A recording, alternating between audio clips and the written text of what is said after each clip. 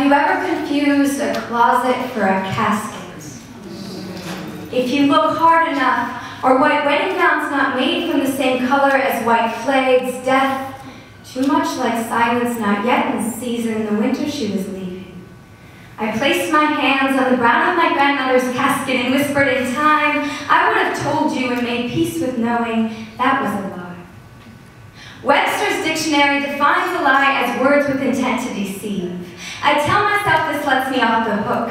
Since only my silence ever thrived behind closed doors, nothing that left the crooked spacing of my teeth ever intended to deceive. Besides, maybe Webster never lived in a closet.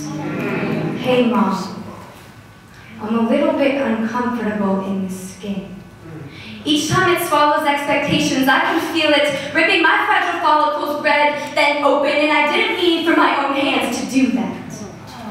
I guess I just wanted to know how to write poems about healing someday, and was afraid my experience would be limited. I carried the limitations of my voice box on the surface of my smallness until years later, when they would scream the words abomination and sin, and I would pretend I was growing. Leave voicemails from my childhood to my surface.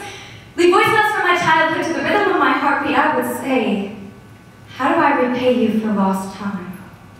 You were smart to record your weaknesses with reflections better fit for Midwestern skies, disguising insecurities with just enough femininity to exclaim, don't come in, I'm too busy being silent.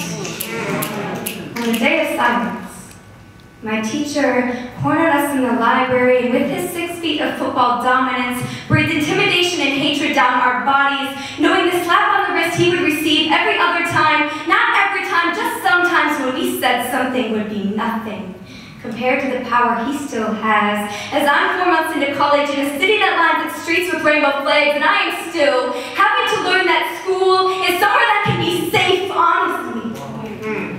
I never meant for state lines to thicken my skin. It's just that every once in a while, I can still hear the echo of my accused gay agenda, can still hear the ringing of anonymous hate calls, and can't help but wonder what it would be like if every child's hometown was San Francisco. I'd like to think our drumming could sound something more like soldiers coming home into the arms of people who have missed them living as exactly who they are. Where silence is the only thing defined as an ugliness that we don't let survive in closets anymore.